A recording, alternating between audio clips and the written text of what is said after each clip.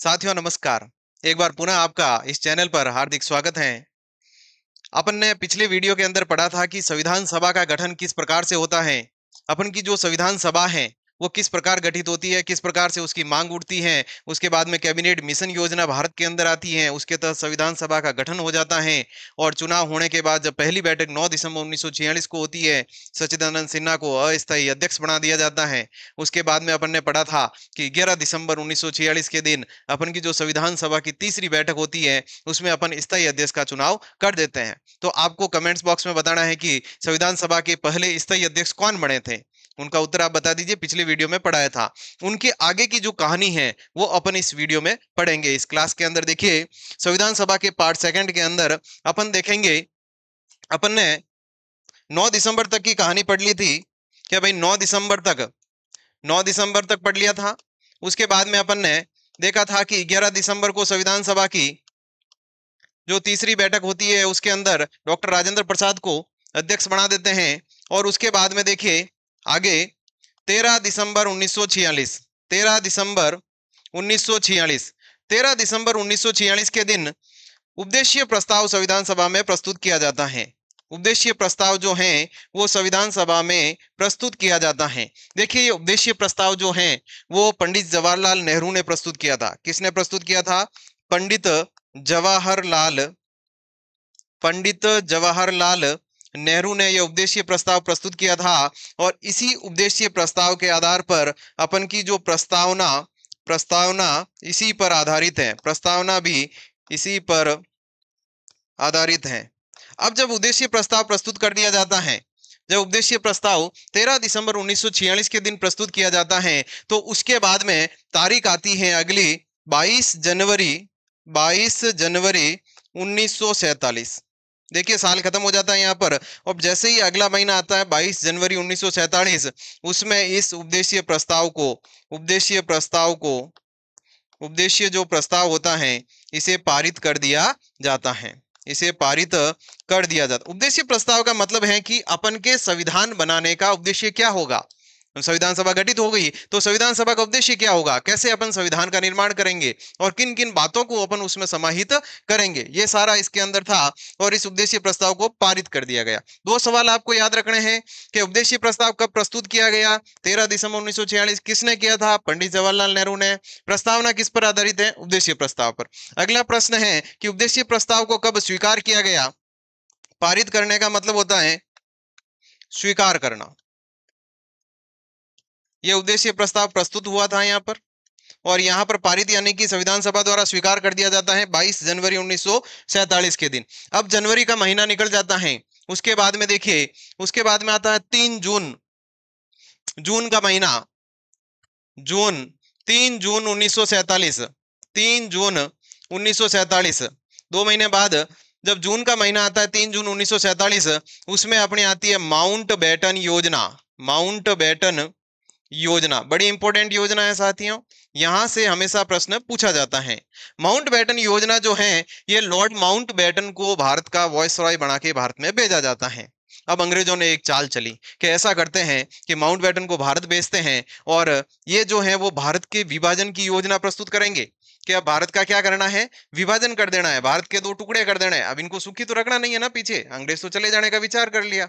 तो उन्होंने सोचा भारत वाले पीछे सुखी कैसे रह जाएंगे, तो उन्होंने क्या किया, धर्म के आधार पर लड़ाने के लिए अपन को भारत का विभाजन कर दिया। अब भारत का विभाजन, माउंट बैटन जो है ये भारत के वॉइसरॉय बनकर आते हैं। भारत के वॉइसरॉय बनकर आते हैं। इन्होंने जो योजना दी थी उसे कहते हैं डिकी बर्ट प्लान।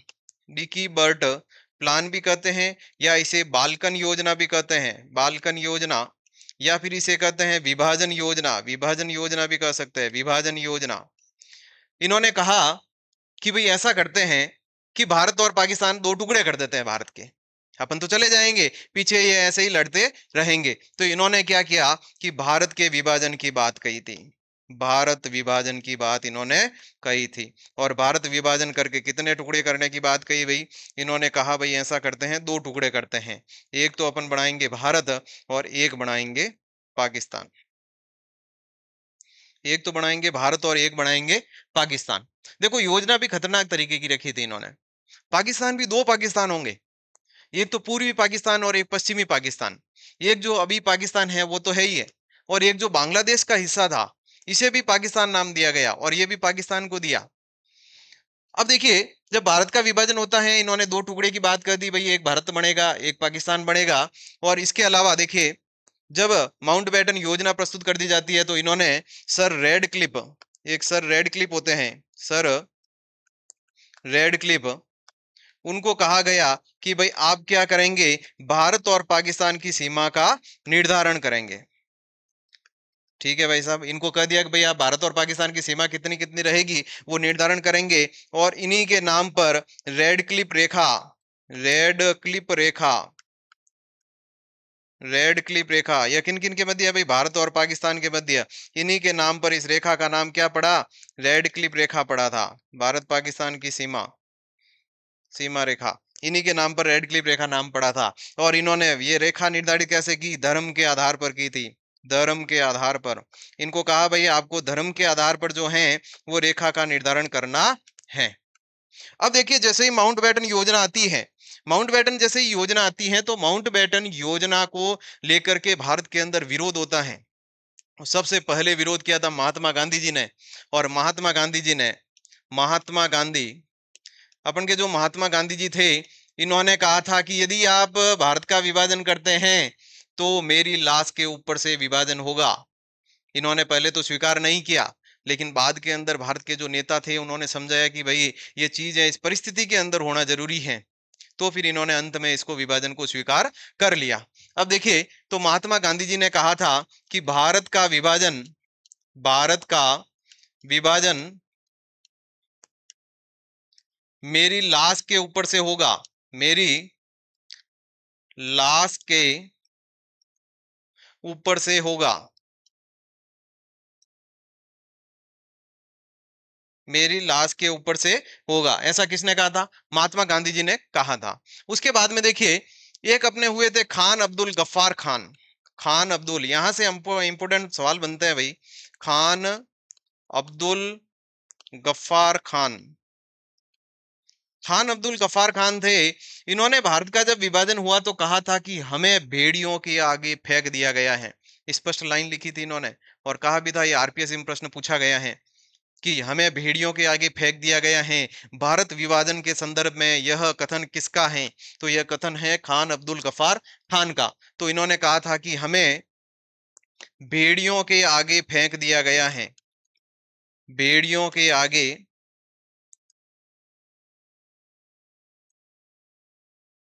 भेड़ियों के आगे फेंक दिया गया है। इन्होंने ऐसा क्यों कहा भाई, किसी को पता है क्या? यदि आपको पता है तो आप कमेंट बॉक्स में लिखें। देखिए, इन्होंने कहा था कि हमें भेड़ियों के आगे फेंक दिया गया था, इसलिए कहा क्योंकि उस समय देखो चार अपने चीफ कमिश्नर क्षेत्र थे, चार अपने चीफ कमिश्नर क्षेत्र थे, चार अपने जो चीफ कमिश्नर क्षेत्र थे, ये वैसे पढ़ाया है मैंने पहले भाग के अंदर। चार चीफ कमिश्नर क्षेत्र थे, चार चीफ कमिश्नर क्षेत्र थे अपने। एक तो था अजमेर, एक था बलूचिस्तान, एक था कुर्ग, और एक था दिल्ली। तो इसमें से चार चीफ कमिश्नर क्षेत्र में से जो ये बलूचिस्तान था ना, इसको क्या किया कि बलूचिस्तान को पाकिस्तान को दे दिया था। बलूचिस्तान जो है इसे किसको दे दिया गया था, बलूचिस्तान जो है ये पाकिस्तान में शामिल कर लिया गया था, पाकिस्तान में शामिल कर लिया गया था। और ये जो खान अब्दुल गफ्फार खान है, ये बलूचिस्तान के नेता थे। तो इन्होंने कहा था कि हमें भारत के अंदर रहना है, और आपने हमें क्या कर दिया, भेड़ियों के आगे फेंक दिया है। ये इसी संदर्भ में कहा था, क्योंकि बलूचिस्तान को किसको दे दिया था, पाकिस्तान को। अब देखिए, उसके बाद में जो अपने एक नेता और हुए थे, वो हुए थे अबुल कलाम आजाद। अबुल कलाम आजाद एक मुस्लिम नेता थे भारत के अंदर, अबुल कलाम आजाद, अबुल कलाम आजाद, इनका नाम याद रखना है। और यह सवाल एक बार पूछा गया था कि निम्न में से किन्होंने अंत तक भारत के विभाजन को स्वीकार नहीं किया। तो अबुल कलाम आजाद ने अंत तक भारत के विभाजन को, इन्होंने अंत तक भारत के विभाजन को स्वीकार नहीं किया था, को स्वीकार नहीं किया था इन्होंने। अब देखिए 3 कोटेशन इससे महत्वपूर्ण बनते हैं, आपको याद रखने हैं। अबुल कलाम आजाद ने कहा था कि अंत तक इन्होंने भारत के विभाजन को स्वीकार नहीं किया। अब देखिए 3 जून 1947 को माउंटबेटन योजना आती है, इनके बारे में अपन ने देख लिया, भारत के विभाजन की बात हो जाती है, सारी चीजें अपन ने देखी। उनके बाद में आगे आता है, जून के बाद में महीना आता है जुलाई का, जुलाई 1947। देखिए आप तारीख से क्रम करते हुए कहानी के रूप में याद रखेंगे तो संविधान सभा जितना सरल टॉपिक कोई नहीं है। तारीख आती है 18 जुलाई 1947। 18 जुलाई 1947 के दिन ब्रिटिश संसद के अंदर एक एक्ट पारित होता है, उसका नाम है भारत स्वतंत्रता अधिनियम। यानी कि एक एक्ट पारित होता है जिसका नाम है भारत स्वतंत्रता अधिनियम, भारत स्वतंत्रता अधिनियम 1947। भारत स्वतंत्रता अधिनियम 1947 ये ब्रिटिश संसद में पारित होता है और वहां पर कहा जाता है कि भाई अपन जो है वो 15 अगस्त 1947 को भारत को आजाद कर देंगे। पहले इन्होंने योजना बनाई थी कि 1948 के अंदर आजाद करेंगे, लेकिन जब बाहरी दबाव बढ़ा, धीरे धीरे दूसरे राष्ट्र भी स्वतंत्र होने लगे, भारत के अंदर विद्रोह पैदा हो गया, जनाक्रोश ज्यादा हो गया, तो फिर अंग्रेजों ने कहा अब तो यहाँ से जाने में ही फायदा है, नहीं तो फिर दूसरे उपनिवेश अपने हाथ से चले जाएंगे। तो फिर इन्होंने भारत को जल्दी ही आजाद करने की योजना बना ली और उन्होंने भारत स्वतंत्रता अधिनियम 1947 ब्रिटिश संसद में पारित कर दिया। और इस अधिनियम के तहत कहा गया कि भाई 15 अगस्त 1947 के दिन, 15 अगस्त 1947 को भारत को आजाद कर देंगे, को भारत आजाद कर देंगे, आजाद कर देंगे। तो इन्होंने ये तारीख जो है वो यहाँ मेंशन कर दी कि भाई 15 अगस्त 1947 के दिन अपन क्या करेंगे, भारत को आजाद कर देंगे। इन्होंने एक बात कही थी कि भाई जो भारत का विभाजन हुआ था उसके अंदर जैसे ही भारत को आजाद करेंगे भारत अलग बन जाएगा, पाकिस्तान अलग बन जाएगा। लेकिन अपन ने पढ़ा था 3 चीजें। 3 चीजें कौन कौन सी पढ़ी थी? एक तो पढ़ी थी कि भाई कुछ ब्रिटिश प्रांत थे, कुछ यानी कि अपने चीफ कमिश्नर क्षेत्र थे, और कुछ जो है देशी रियासतें थी। अब जो संविधान सभा के अंदर जो देशी रियासतें भी शामिल थी, तो देशी रियासतों को कहा गया, जो देशी रियासतें थी, देशी रियासतें, देशी रियासतों को कहा गया कि भाई आपकी इच्छा है कि आप यदि पाकिस्तान में शामिल होना चाहते हैं पाकिस्तान में चले जाइए, भारत में शामिल होना चाहते हैं भारत में शामिल हो जाइए, और आप चाहते हैं कि हम स्वतंत्र रहें तो आप स्वतंत्र रह जाइए, कोई दिक्कत नहीं है। तो ऐसा इन्होंने अंग्रेजों ने कह दिया था इनको कि आप अपनी इच्छा अनुसार, अपनी इच्छा अनुसार किसी भी राष्ट्र में शामिल हो सकते हैं, किसी भी राष्ट्र में शामिल हो सकते हैं, या आप स्वतंत्र भी रह सकते हैं, स्वतंत्र भी रह सकते हैं, ऐसी इनको बात कर दी। अब कई राजा दो थे, उन्होंने कह दिया कि भाई हम, ज्यादातर राजाओं ने कहा हम भारत के पक्ष में रहेंगे, कुछ ने कहा हम पाकिस्तान में जाएंगे, और कुछ ने कहा नहीं हम किसी में नहीं जाएंगे, हम स्वतंत्र रह जाएंगे। इस को लेकर विवाद हुआ था, जोधपुर का मामला चला था, इसके अंदर हैदराबाद का मामला चला था, वो बाद में अपन राष्ट्र के एकीकरण में पढ़ेंगे। फिर यहाँ पर आती है भूमिका सरदार वल्लभ भाई पटेल की, और उन्होंने सभी रियासतों को यानी कि एक करके अपने अखंड भारत का निर्माण किया था। और 31 अक्टूबर के दिन अपन राष्ट्रीय एकता दिवस के रूप में मनाते हैं उनकी जयंती को। अब देखिए ये यहाँ तक अपने एक्ट शुरू हो जाता है, सारी चीजें यहाँ पर कंप्लीट हो जाती हैं। अब जैसे जुलाई के बाद में अगली तारीख आती है, अब इन्होंने कहा दिया भाई भारत आजाद हो जाएगा, तो जुलाई के बाद में अगस्त का महीना आएगा, है या नहीं है? तो 15 अगस्त के दिन भारत आजादी की घोषणा कर दी। लेकिन उससे पहले अब जब भारत आजाद होगा तो अपन का राष्ट्र ध्वज तो चाहिएगा ना, राष्ट्र ध्वज तो जरूरी है। अब आजाद होगा तो अपन ध्वज पहनाएंगे, तो राष्ट्र ध्वज को कब अपनाया गया? तो देखिए 22 जुलाई, यही महीना चल रहा है, 22 जुलाई 1947 के दिन, 22 जुलाई 1947 के दिन अपना जो राष्ट्र ध्वज है, राष्ट्र ध्वज, ये कई बार पूछा गया है, राष्ट्र ध्वज को अपनाया गया, को अपनाया गया, राष्ट्र ध्वज को अपना दिया गया था। कब अपनाया था? 22 जुलाई 1947। देखो जुलाई, 18 जुलाई को ये बात हो गई थी, 22 जुलाई को अपने अपना राष्ट्र ध्वज अपना लिया। कहा भाई अब जैसे भारत स्वतंत्र होगा तो उस समय अपनाने के लिए ध्वज चाहिएगा, तो उसको पहले संविधान सभा में अपनाना तो पड़ेगा। तो 22 जुलाई को अपने राष्ट्र ध्वज अपना लिया। अब जुलाई के बाद आता है अगस्त का महीना, और 15 अगस्त 1947, 15 अगस्त 1947। 15 अगस्त 1947 के दिन क्या होता है? भारत आजाद हो जाता है। भारत हो जाता है आजाद, यानी कि अपन स्वतंत्रता दिवस मनाते हैं। और इसी दिन मध्य रात्रि को 14 और 15 अगस्त की मध्य रात्रि को पंडित जवाहरलाल नेहरू ने एक भाषण दिया था जिसका नाम है ट्रस्ट विद डेस्टिनी। याद रखना, मध्य रात्रि को, मध्य रात्रि, ये सवाल अभी पूछा गया था 2025 के अंदर, आरपीएससी ने पूछा था। मध्य रात्रि में पंडित जवाहरलाल नेहरू, पंडित जवाहरलाल नेहरू ने एक भाषण दिया था जिसका नाम था trust with destiny. Trust with destiny नाम से इन्होंने भाषण दिया था और वो भाषण इतना प्रसिद्ध था, खूब प्रसिद्ध हुआ था, उसके सुनने के लिए लाखों लोग वहां पर दिल्ली के अंदर शामिल हुए थे।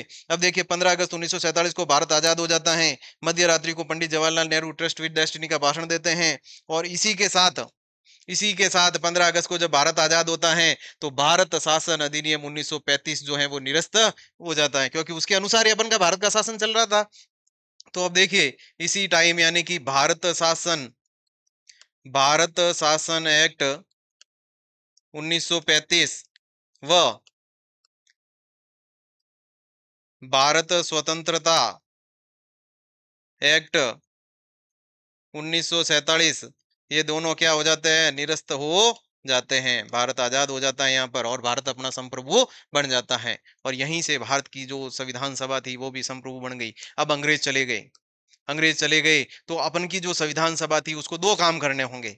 एक तो हमारे लिए जो कानून, तो संविधान तो बनाना ही बनाना है, संविधान तो लंबी प्रक्रिया है, 2 वर्ष 11 माह 18 दिन तक संविधान की प्रक्रिया चली। तो एक तो संविधान तो बनाना ही बनाना है, उसके अलावा हमारे भारत का शासन चलाने के लिए अलग से कानून भी बनाने हैं। तो यहीं पर देखिए इसी समय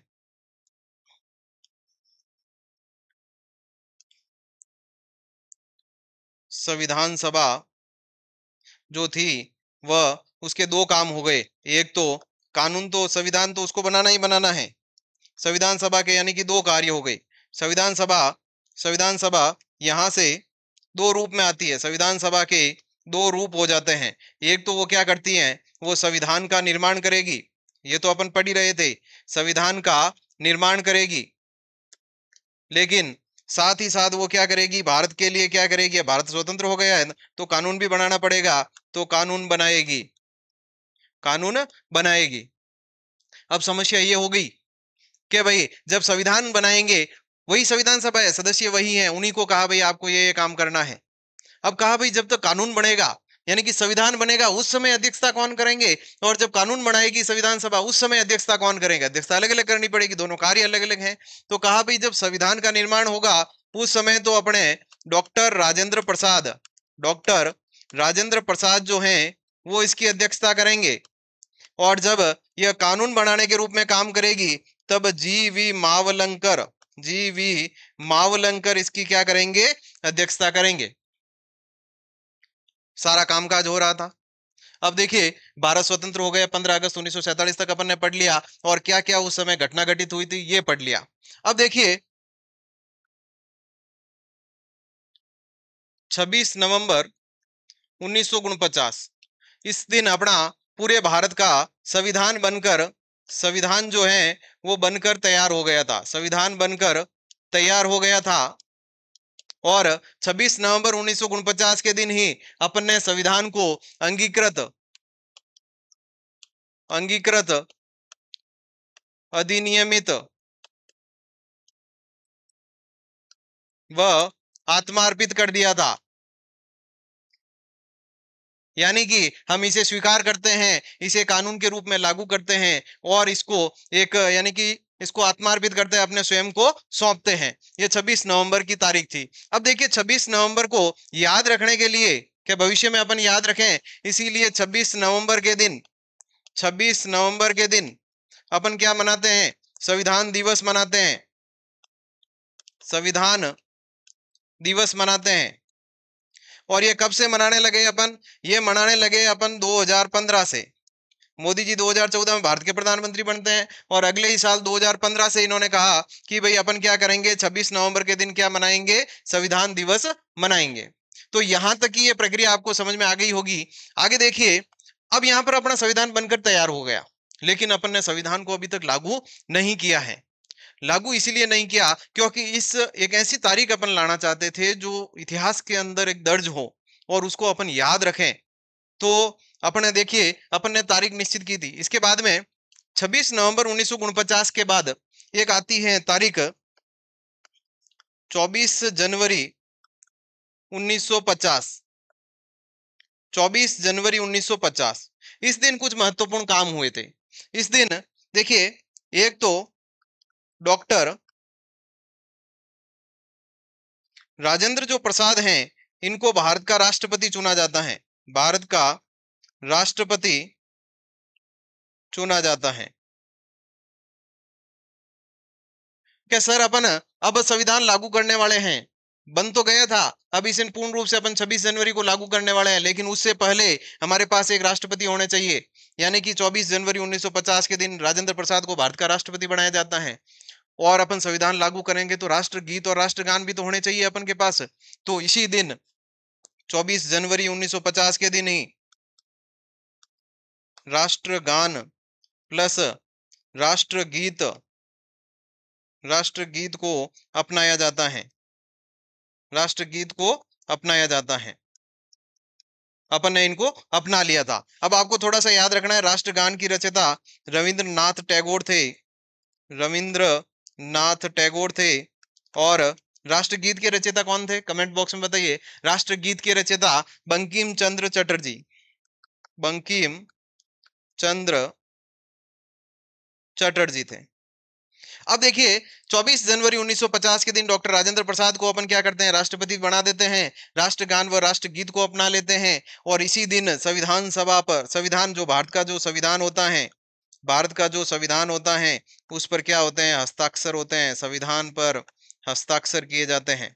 और कितने सदस्यों ने हस्ताक्षर किए थे इस दिन? तो 284 सदस्यों ने हस्ताक्षर किए थे।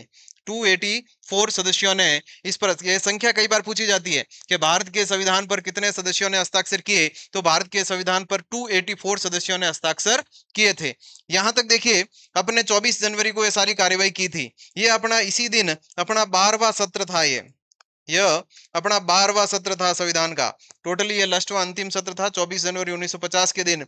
ये 12वां सत्र था। और ये चीजें याद रखनी है, बड़ी महत्वपूर्ण तारीख है 24 जनवरी 1950। अब संविधान लागू होगा अपना 26 जनवरी 1950 को। उससे 2 दिन पहले 24 जनवरी 1950 को अपन ने सारा काम कर लिया। संविधान पर साइन कर लिए, राष्ट्रपति बना दिया, राष्ट्रगीत राष्ट्रगान को अपन ने अपना लिया।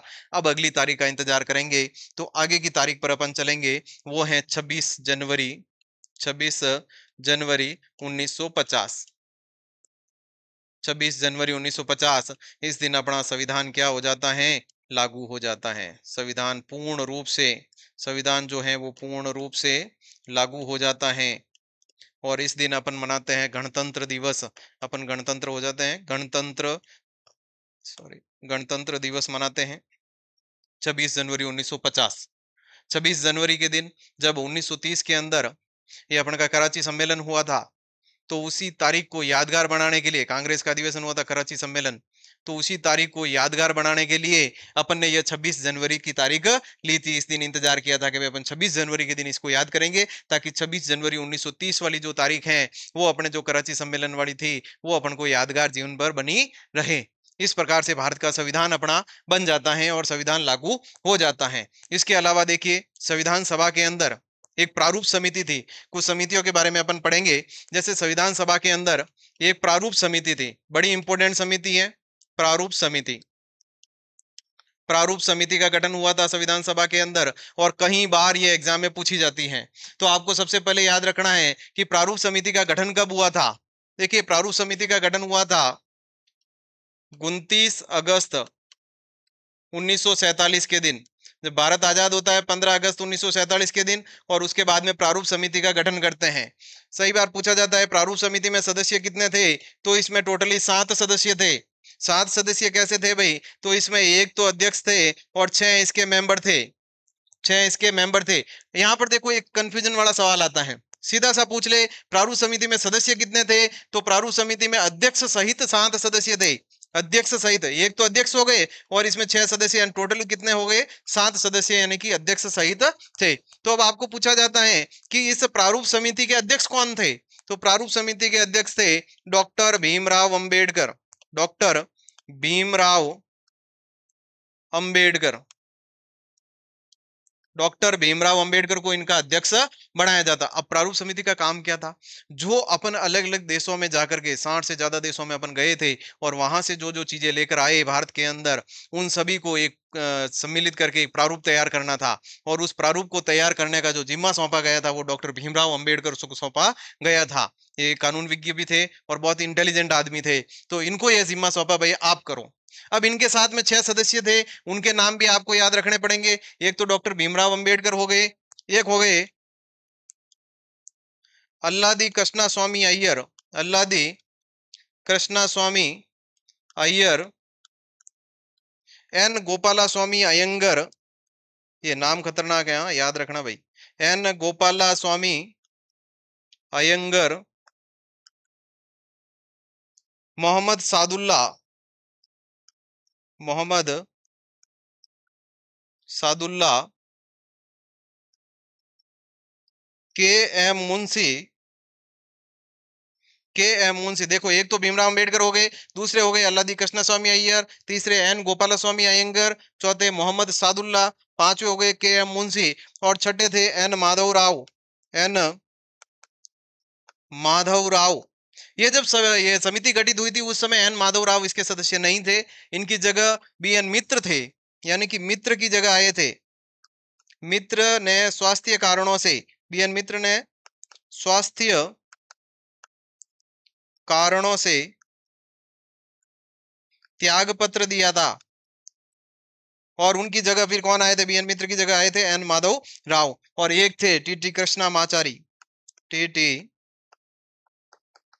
कृष्णामाचारी।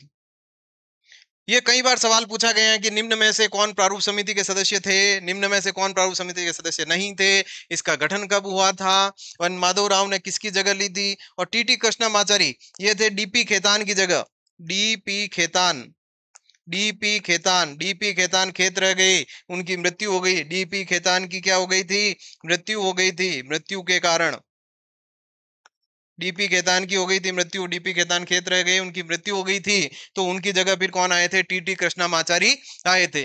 तो प्रारूप समिति के बारे में बड़ी महत्वपूर्ण चीजें हैं, इनके नाम जरूर याद रखना। इनमें देखो डॉक्टर भीमराव अंबेडकर साहब आपको अध्यक्ष याद हो जाएंगे, अल्लादी देखो ये कृष्णा भगवान याद कर लेना, गोपाल जी याद कर लेना, सादुल्ला है, के एम मुंशी, माधव और कृष्णामाचारी, ये कृष्णा कृष्णा दो नाम से आ जाएंगे, ठीक है ना भाई। आगे देखिए, जब प्रारूप समिति का गठन हो गया, प्रारूप समिति ने अपना काम शुरू कर दिया, तो प्रारूप समिति ने एक पूरा प्रारूप तैयार किया और प्रारूप तैयार करके संविधान सभा के समक्ष रख दिया।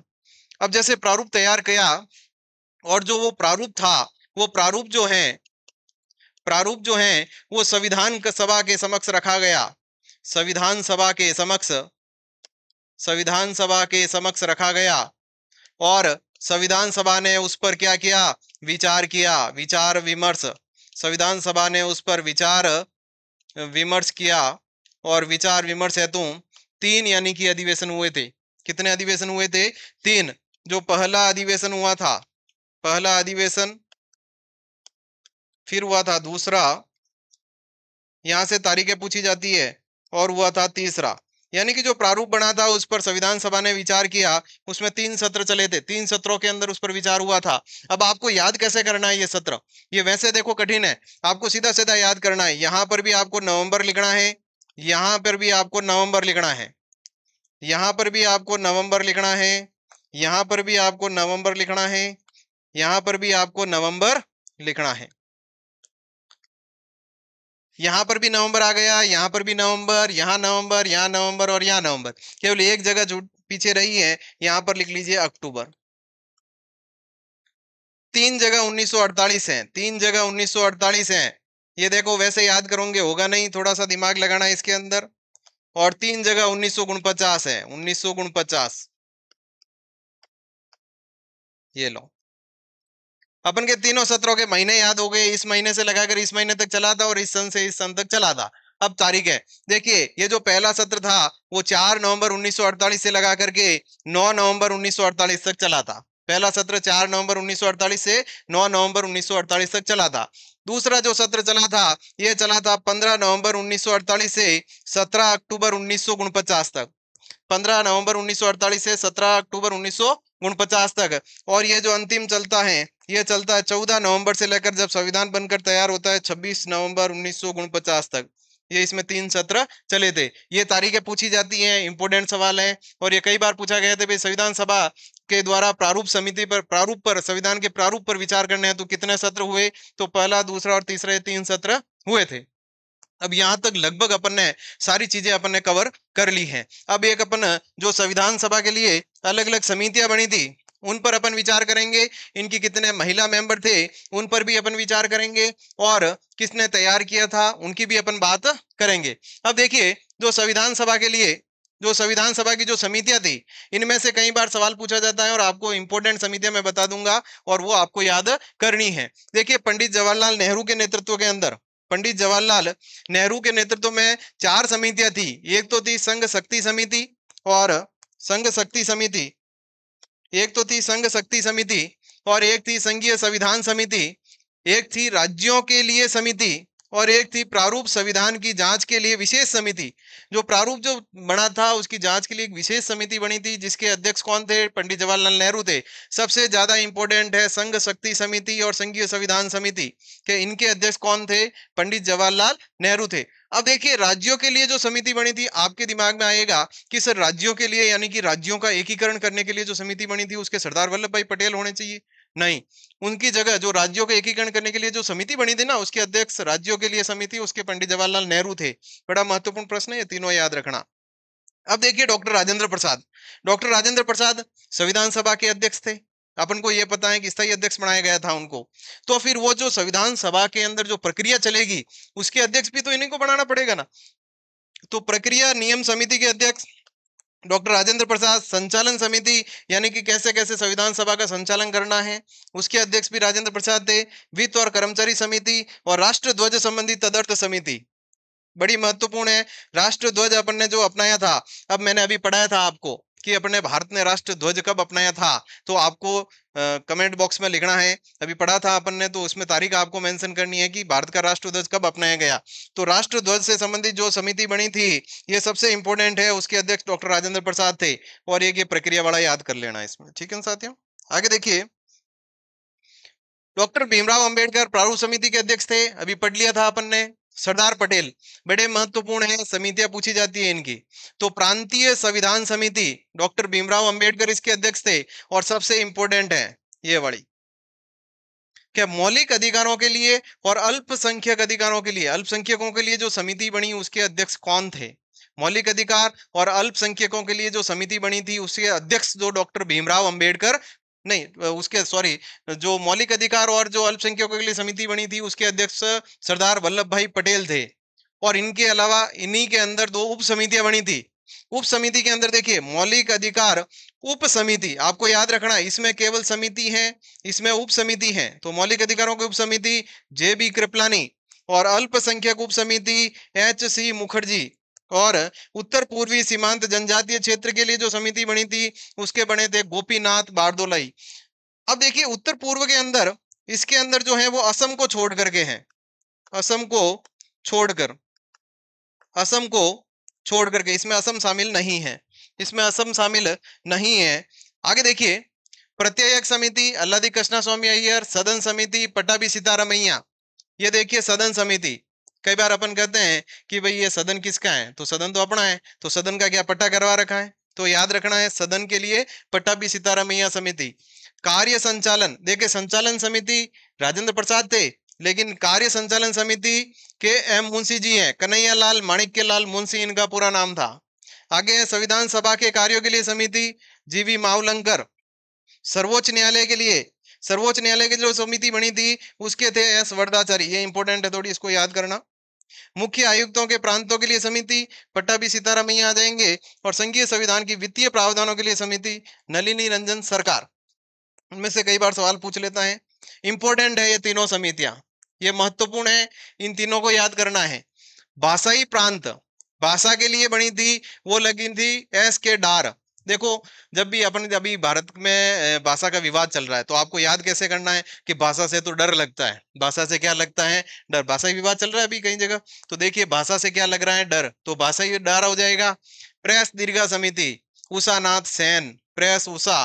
देखो, कपड़ों के प्रेस कौन कर रही है? तो उषा जी कर रहे हैं, तो याद रह जाएगा प्रेस दीर्घा समिति उषा नाथ सेन। नागरिकता पर तदर्थ समिति, नागरिकता पर तदर्थ समिति एस वरदाचारी। क्या जब आपकी वृद्धावस्था हो जाएगी उस समय आपको नागरिकता देंगे? तो नागरिकता से याद रखना, नागरिकता एस वरदाचारी। ये समितियां थी, महत्वपूर्ण समितियां मैंने आपको बताई। इसके अलावा कुछ महत्वपूर्ण बिंदु अपन के और हैं, उन पर अपन चर्चा करेंगे कि कांग्रेस के लिए एक विशेषज्ञ समिति बनी थी कांग्रेस की तरफ से भी। तो इनमें ज्यादा याद नहीं रखना है, केवल याद रख लेना गठन कब हुआ था और इसमें सदस्य कितने थे। 8 सदस्य थे। ये पंडित जवाहरलाल नेहरू वगैरह, हुमायूं कबीर वगैरह इसमें सदस्य थे, के सेठ वगैरह। अब देखिए अगला, संविधान सभा की आलोचना। अब इतनी संविधान सभा अपन ने पढ़ी, पूरा फर्स्ट वीडियो सेकंड वीडियो पढ़ा, पूरा संविधान का निर्माण हुआ, अलग अलग देशों से अपन चीजें लेकर आए, अलग अलग यानी कि इसमें चुनाव करवा करके सदस्य आए, लेकिन तो भी आलोचना कर दी गई इसकी भी। और आलोचना करते हुए निजामुद्दीन अहमद ने कहा था कि यह एक अपवहन समिति है। कैसी समिति है? अपवहन, यानी कि फालतू का इसमें पैसा खर्च हुआ है। इतने पैसे खर्च करने की जरूरत नहीं थी, इतना बड़ा संविधान बनाने की जरूरत भी नहीं थी, अपन के काम की चीज बना लेते, ऐसा इन्होंने कहा। निजामुद्दीन अहमद ने कहा थे अपवहन समिति है, यानी कि इसमें ज्यादा खर्चा हो गया। ग्रैनविल जो ऑस्टिन हुए थे, उन्होंने कहा था कि एक दलीय देश का एक दलीय निकाय है। क्यों कहा था ऐसा?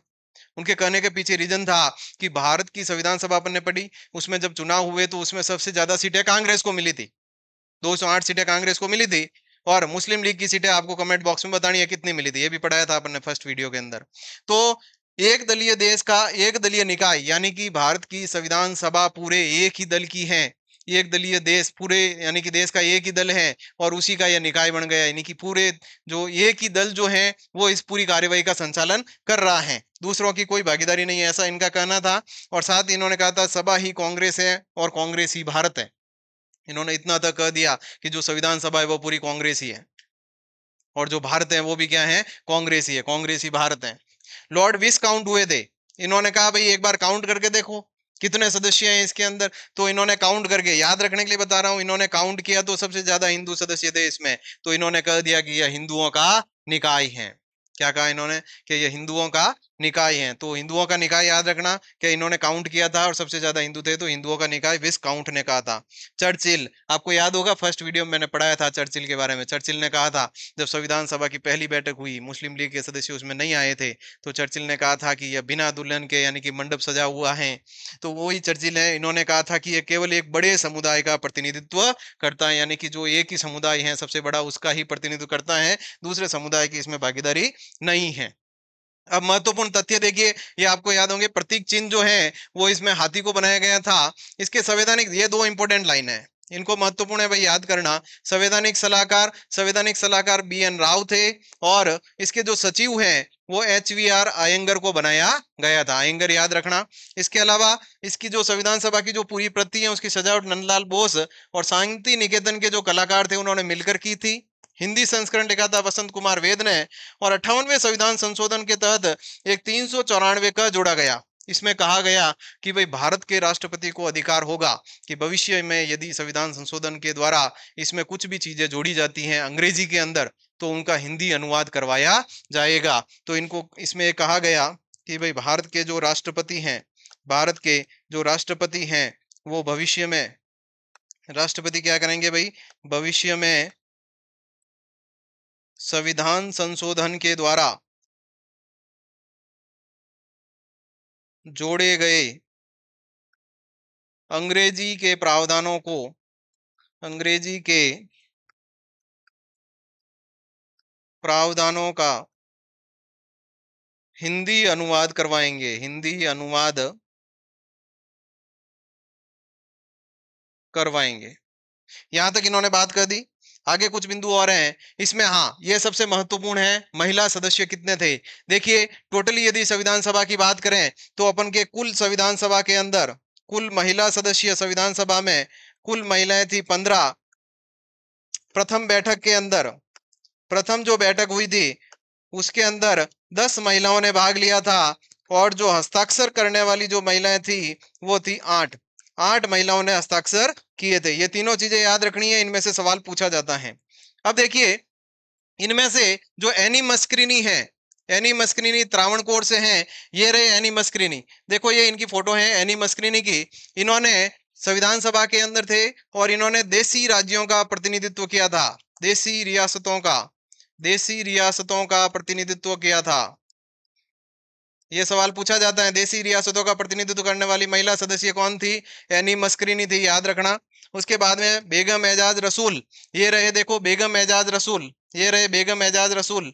ये बेगम एजाज रसूल थे, ये संविधान सभा के अंदर एकमात्र मुस्लिम महिला सदस्य थे। ये मुस्लिम महिला सदस्य संयुक्त प्रांत से आते थे। उसके बाद में देखिए दक्षायुनी वेलायुधन, ये रहे दक्षायुनी वेलायुधन, ये रहे फर्स्ट नंबर पर दक्षायनी वेलायुधन।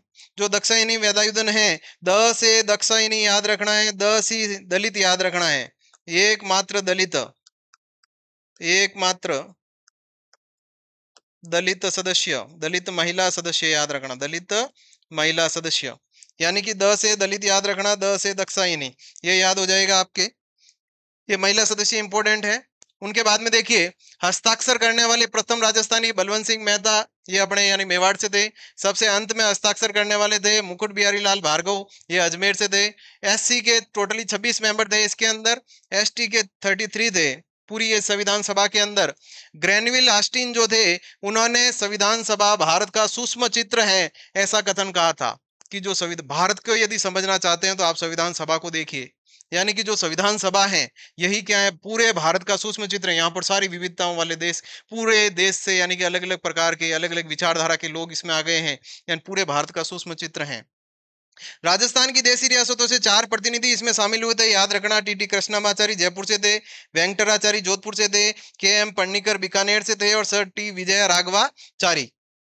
आगे देखिए इसमें समय कितना लगा, इसमें 2 वर्ष 11 माह और 18 दिन का समय लगा था। 2 वर्ष 11 माह और 18 दिन का समय लगा था। लेकिन एक समस्या पैदा हो गई जब ऐसा ही भर्ती परीक्षा हुई थी, अभी लेटेस्ट पेपर हुआ था ऐसा ही भर्ती परीक्षा का, उसमें इनका समय पूछा गया था कि भाई 3 वर्ष 1 माह और 16 दिन। क्या सर ये कहां से लिया? अब देखिए वैसे तो 2 वर्ष 11 माह 18 दिन के अपन का संविधान बनकर तैयार हो गया था। ये जब 26 नवंबर 1949 के दिन अपन का संविधान बनकर तैयार हो गया था, उस समय तक समय हुआ था 2 वर्ष 11 माह 18 दिन। लेकिन जब अपना संविधान लागू हुआ 26 जनवरी 1950 तक, 26 जनवरी 1950 तक प्रथम बैठक से 26 जनवरी 1950 तक, तो यह समय हो गया था 3 वर्ष 1 माह और 16 दिन। ये आरपीएससी ने पूछा था, किसमें पूछा था? एसआई एग्जाम में पूछा था, एसआई एग्जाम में पूछा गया है। अब देख लिए ये भी चीजें याद करनी है। इसके अंदर टोटली बैठ के कितनी होती है? टोटली यानी कि अपन बैठ के यानी कि सत्र की बात करें तो कई जगह आपको 11 मिलेगी और कई जगह 12 मिलेगी, लेकिन 11 सत्र हुए थे और 12वां जो है वो अंतिम बैठक थी, अंतिम थी। ये कब हुई थी? ये हुई थी 24 जनवरी 1950 के दिन, जब हस्ताक्षर किए थे अपन ने। आगे देखिए इसके अंदर कितने देशों का अपन ने अध्ययन किया था? तो टोटली 60 देशों का अध्ययन किया था और 64 लाख रुपए इसके अंदर खर्च हुए थे। 64 लाख रुपए उस समय खर्च हुए थे। इसमें हिंदू 163 थे, मुस्लिम 80 थे और जो सिख याद रखना इसमें, ये टाइपिंग गलत थी। सिख जो सदस्य थे वो कितने थे? 4 थे।